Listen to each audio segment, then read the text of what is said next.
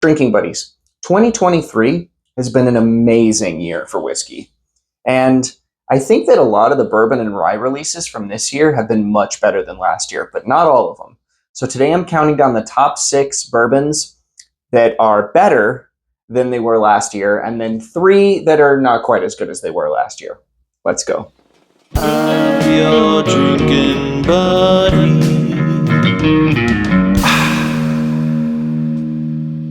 All right, drinking buddies, I want to begin with a fairly obvious one, and that's Booker's. I don't actually have a Charlie's Batch. I wasn't able to get it. That's how good it was. But Charlie's Batch from Booker's this year was better than any of the releases last year, and it wasn't particularly close either. That Charlie's Batch might be the best Booker's I've ever tasted, and I'm a Booker's homer.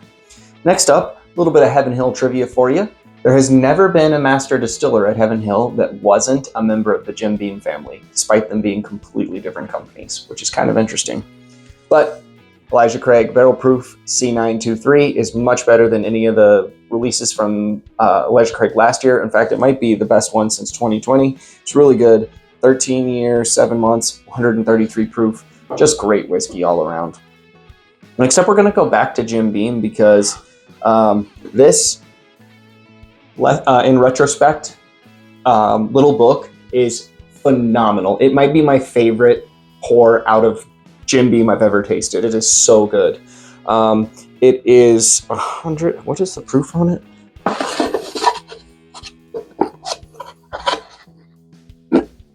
118.1 proof. It's a blend of one of the elements of the previous 6 batches of Little Book, and then one more thrown in there. So there's 7 different types of whiskey in here, including one weird smoked malt, but for the most part, it's bourbon. And it is really freaking good. And last year's offering, which was a bunch of younger finished single malts blended with an older bourbon and an older rye, and it was not even that old. They were pretty young bourbons and ryes, actually. But anyway, last year's was good, but not very popular. Most people didn't love it. I liked it, but at that $120 proof price range, it was almost not a buy. Now this one at $120 price range, buy it. Very good. Next up, we have Jack Daniel's. Now, last year they released the 10-year, and the 10-year is very good, but this year they released a slightly better 10-year and a 12-year. So Jack Daniel's, yeah, you brought it on that one, because the 10-year from this year is a little bit better, and the 12-year is just, it knocks it out of the park. The 12-year is so freaking good. Next up,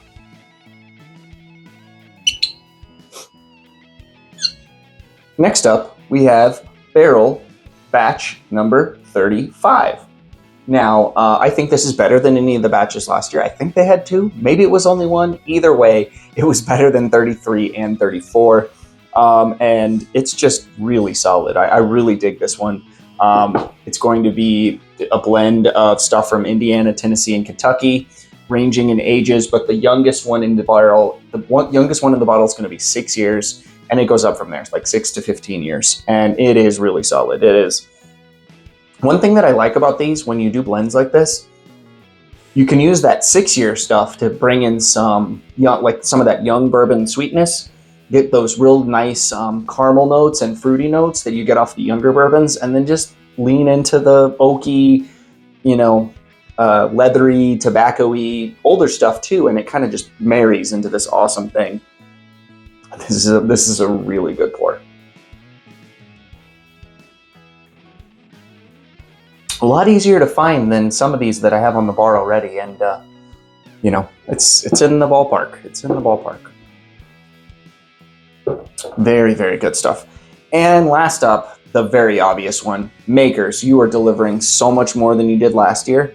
I really liked the BRT and the BRT02 last year, but I think BEP is probably better than both, and the Makers Cellar Aged is definitely better than both. It's not even close. The Makers Cellar Aged is probably the best product that they've ever put out. I would even probably go as far as to say it's the best product that Jim Beam has ever put out. Didn't I say that about this one? I'm a walking contradiction. Anyway, this is a fantastic bottle of Whiskey of the Year candidate for me. But yeah, so those are my 6 whiskeys that got better this year. And, this is probably a little bit more than 6 here, because we're talking about 2 from Makers and 2 from Jack Daniel's. But anyway, next up, we're going to go for 3 that were a little bit disappointing. And this one, I will say, is not disappointing at all. It's just not quite as good as last year's release, and that is Russell's 13. Now, if I see this on a shelf, I'm buying it. It's so good. I love it. But I think batch 3 was just a little bit better for me than batch 4 was. And so therefore, it has to make the list because it's just not quite as good as what we were getting last year. Next up, we have the Michter's Toasted Barrel Finish Barrel Proof Rye, 107.1 proof, 107.2 proof. Now, it may look like I've already drank this entire bottle, but I just was given the bottle to review, so there was only just a little bit in there. And this barrel strength rye from last year that wasn't toasted is just so much better. This is a great bottle. In fact, I'm still hoping I can get one because I did really like it. But I would rather get another one of those if possible. So I'm going to be trying to trade for that more likely than I am going to be looking to pay $150 for this one. And then the last one, you guys knew this was coming. I just was not a fan of this release. The Wild Turkey Master's Keep Voyage. It's a rum finished bourbon, and I'm just so disappointed in it compared to last year's release, which was the Unforgotten, which is a Boo rye that was finished in a rye barrel that was just really good. And this one just didn't deliver for me. It's 10 years old and 106 proof, and they charged $100 more for it than they did last year. I think it's highway robbery, and I think Campari is really doing their customers a disservice with all of the price hikes they've been doing. They are gouging us much more than any other brand. If you look across the board, Campari is screwing us as bourbon fans, as whiskey fans, more than anybody. And yeah, I know that'll probably cost me a brand ambassadorship with Wild Turkey, but it is what it is. They have to, they're doing what they think is right. It's capitalism. We're going to continue to buy their stuff, but they're doing it worse than anyone right now, it feels to me, with their price increases, and therefore I'm kind of growing very tired of it. I'm finding myself going more for more craft whiskeys and more barrel craft spirits type stuff and more Maker's Mark stuff that still might be hard to find, but is way more obtainable than some of the unicorn type Wild Turkey releases that cost so much money. I mean, I get it. This costs about the same as this. That's fair. I get that. But this costing $300 and it's not even barrel proof just doesn't work for me. Well, drinking buddies, that was my 6 bourbons that got better and 3 whiskeys that got worse. What do you think? What are some that you think got better this year, and what do you think are some that got worse? Please tell me down below in the comments. Before you close out, I just want to thank all my channel members. They make this thing possible. If you're interested in wanting to know what a channel member is, well, it is down below. There's a link. You get some perks, and you pay a couple bucks a month to me to help make this thing possible. You don't have to do it, but you do have to hit the like before you go. Cheers, drinking buddies. Thanks for watching.